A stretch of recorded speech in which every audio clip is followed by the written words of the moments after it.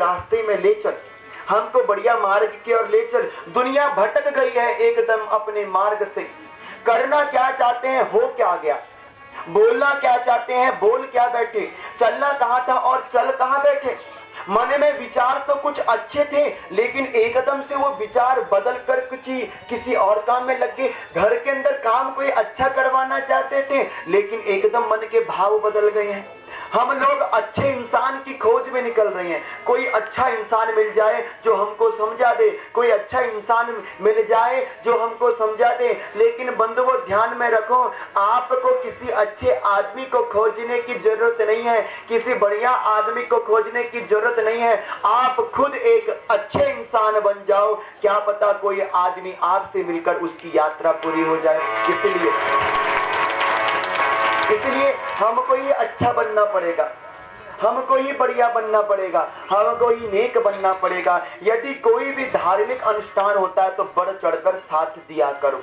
ये किसी एक का नहीं, ये आपके ग्राम का, ये आपके गांव का, ये आपके इस पावन पवित्र धाम का अनुष्ठान है। ये माँ भगवती का अनुष्ठान है। इसमें दिन चुगनी जितनी भी हो सके, रात दिन जो भी सेवा हो सके। कल मैंने आपको सेवा का माध्यम बताया था। ये सेवा का माध्यम बताना केवल बेकार की बात नहीं है।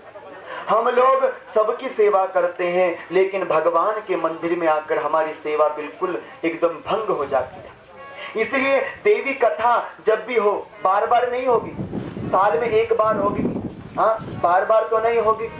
इसलिए जब जब आपको अपने गांव में कभी कथा सुनने का मौका मिलता, चूकिए नहीं।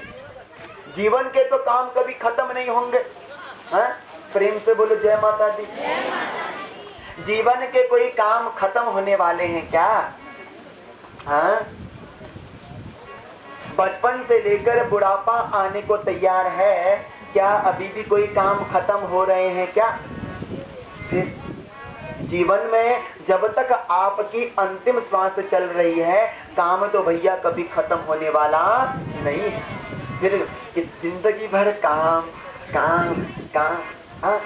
अब किसी के मन में होता है कि चलो कथा सुन के आती हूँ, लेकिन घर के काम महाराज याद आ जाते हैं। ओहो अभी तो बच्चों को आना था, ओहो आज तो पानी भी भरना था, ओहो आज तो ये करना था, ओहो आज तो थोड़ा सा लिपा पुती करनी थी।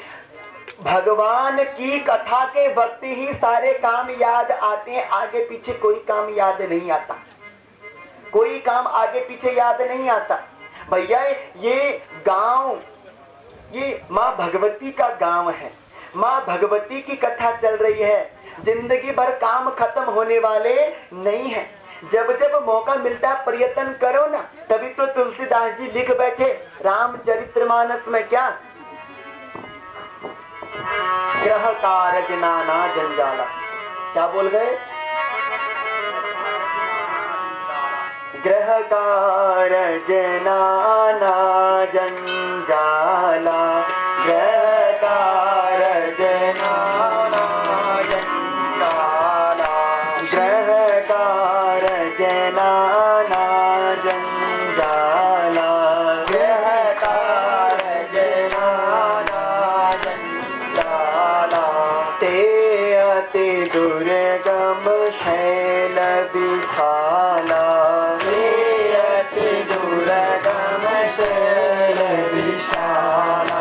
कठिन कुसंग कुपंथ कराला, कठिन कुसंग कुपंथ कराला, कठिन कुसंग कुपंथ कराला, कठिन कुसंग कुपंथ कराला। इनके वचन बाग हरि ज्ञाना,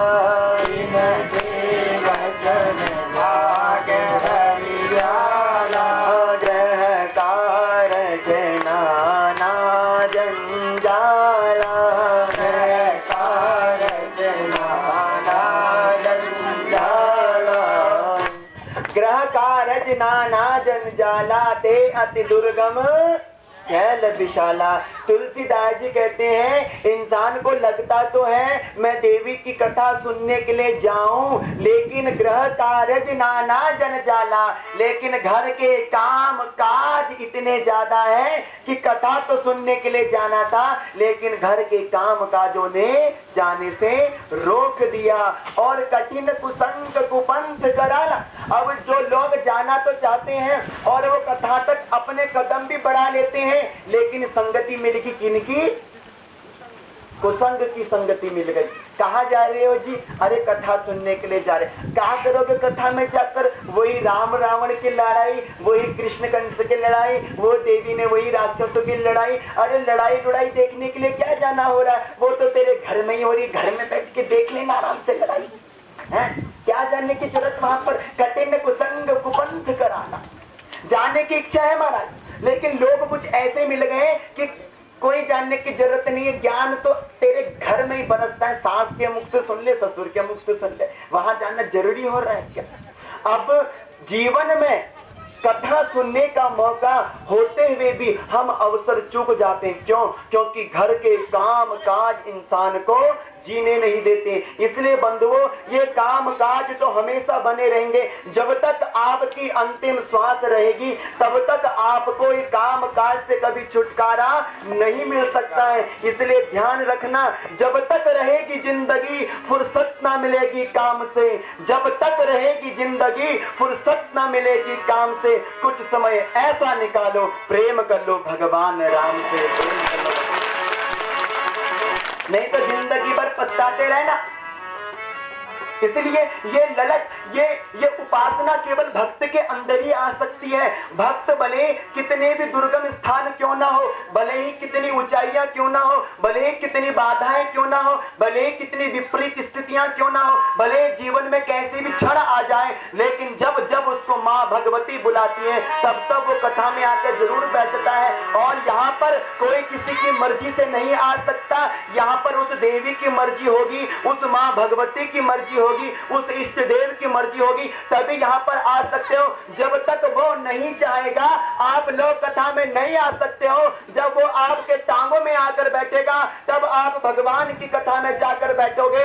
जब वो आपके हाथों में आकर बैठेगा तब आप भगवान के नाम की तालियां बजाओगे। जब वो आपके मुख पर आकर बैठेगा तब आप उसका भजन गाओगे। जब वो आपके कानों में आकर बैठेगा तब आप उसके भजन को सुनोगे। और जब वो आपके जीवन में आकर बैठेगा तब आप भगवान की कथा में आकर बैठोगे।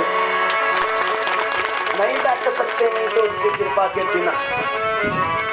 कोशिश करने वालों की कभी हार नहीं होती। कोशिश करो तो सही।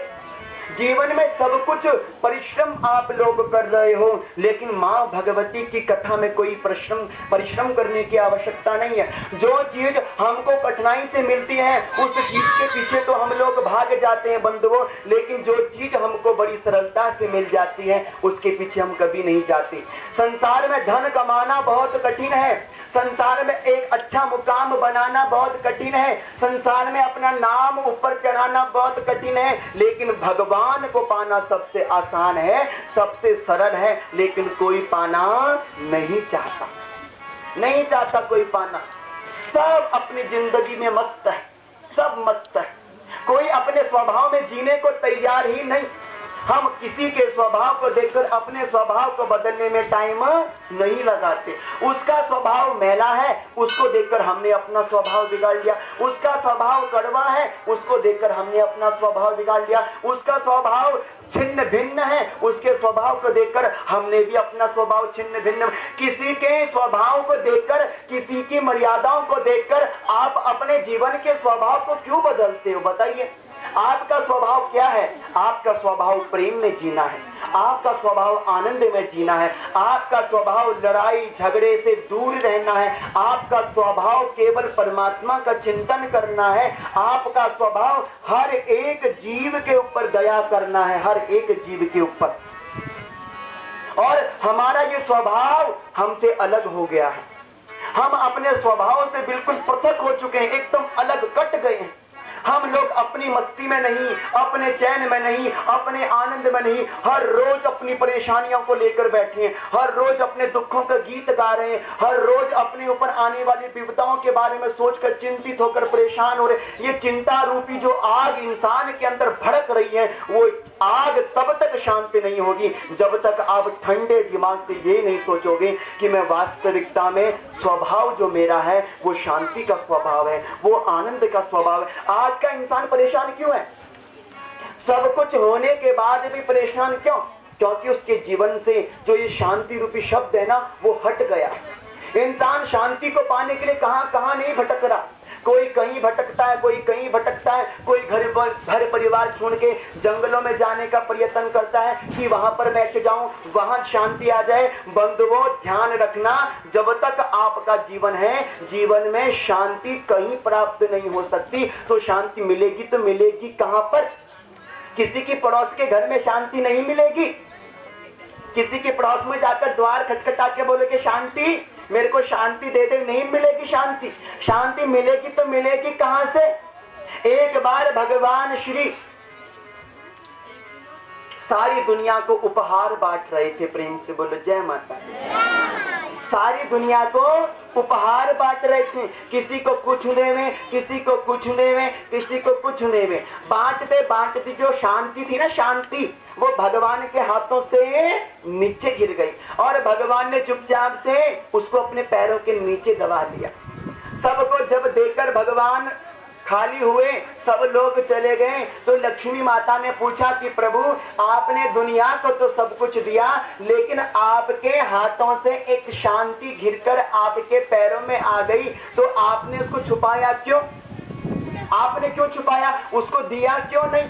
तो भगवान बोलते हैं कि लक्ष्मी, दुनिया को मैंने धन दिया, दुनिया को मैंने यश दिया, दुनिया को मैंने वैभव दिया, दुनिया को मैंने सम्मान दिया, दुनिया को मैंने मान दिया, दुनिया को मैंने उपकार किया, दुनिया को मैंने जो कुछ उसको चाहिए था मैंने सब कुछ दे दिया। और जब इंसान के जीवन में सब कुछ आ जाता है तो वो भगवान को कभी याद नहीं करता।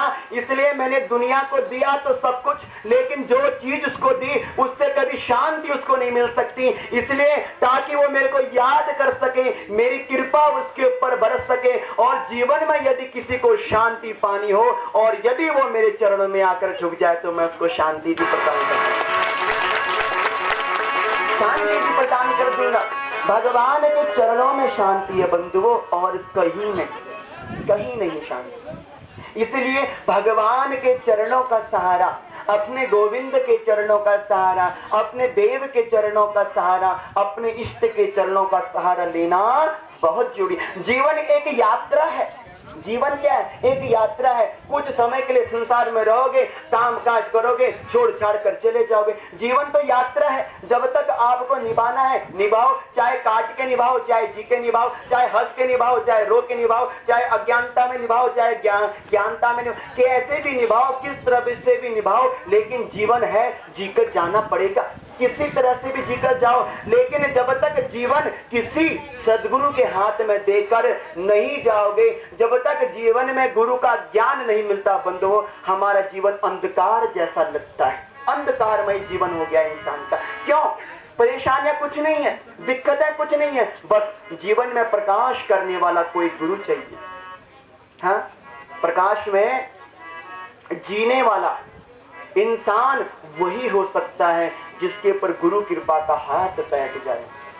जीवन में सब कुछ है, लेकिन गुरु कृपा का हाथ नहीं है। माँ बाप इंसान के पहले गुरु होते हैं। प्रेम से बोलो जय माता। माँ बाप बच्चों के पहले गुरु होते हैं। मातृदेवो भव, पितृदेवो भव, आचार्य देवो भव, पुरुषो वीरः। सबसे गुरु कौन बड़ा? सबसे बड़ी गुरु कौन होती है? माता होती है ना। तो माता ने कभी अपने बच्चों को संस्कार देने की चेष्टा करी कि रात बस ये कह दो, अरे चली जाओ वहां बैठे पानी जा, बस यही शिक्षा देनी है, इससे ऊपर कुछ और भी है कि नहीं? कहां से दोगे? दुशीलो मातृ दोषेण पितृ दोषेण मूर्खता कर्पण्यम वंश दोषेण आत्म दोषाद दरिद्रति। यदि माँ अपने बच्चे को संस्कार ना दे महाराज, तो बच्चा एकदम दुशील हो जाता है, आचरण से विहीन हो जाता है। दुशीलो मातृ दोषेण पितृ दोषेण मूर्खता। और यदि बाप अपने बच्चों को ज्ञान नहीं देता तो बच्चे मूर्ख हो जाते हैं। कर्पण्यम वंश दोषेण, और यदि पितरों का दोष आ गया तो मूर्ख कपटी बन जाता है। और यदि ये तीनों के तीनों अवगुण बच्चे के अंदर आ जाते हैं तो आत्मदोषात दरिद्रति, बच्चा गरीब हो जाता है। कर्महीन गति पावत नहीं, कर्म करना उसके भाग्य में होता ही नहीं है। वो केवल बैठ के रोटियां दबाना चाहता है। बाप कमा के आवे, बेटे को खिलावे, बेटा खावे। निकम्मा बन के घर में बैठा हुआ है, माँ बाप की छाती पे दाल दल रहा है, और माँ बाप फिर भागते हैं कुंडलियां लेके, पंडित जी हमारा बच्चे में ये, हमारे बच्चे में वो, हमारे बच्चे में ऐसा, हमारे बच्चे में वैसा, ये क्यों होगा, किस लिए होगा। कोई ऊपर का प्रभाव, कोई घर का प्रभाव, कोई नीचे का प्रभाव, कोई ये प्रभाव, कोई वो प्रभाव। प्रभाव कुछ नहीं है बंधुओं, प्रभाव कोई बच्चे के ऊपर नहीं पड़ा, केवल आपके ज्ञान का प्रभाव ना पड़ने के कारण बच्चे का स्वभाव बिगड़ गया। इसलिए जब तक बच्चों को ज्ञान नहीं दोगे, जब तक बच्चों के गुरु बन के उनके साथ नहीं चलोगे, तब तक बच्चा कभी पनप नहीं सकता। इसलिए माँ बाप बच्चे के पहले गुरु होते हैं, पहले गुरु होते हैं। माँ को शिक्षा दी, जिसने आपको एक अक्षर भी पढ़ना सिखाया हो और से अनार पढ़ना भी सिखाया हो, वो आपके तीसरे गुरु हैं। लेकिन जीवन में चौथे गुरु की आवश्यकता होती है। माँ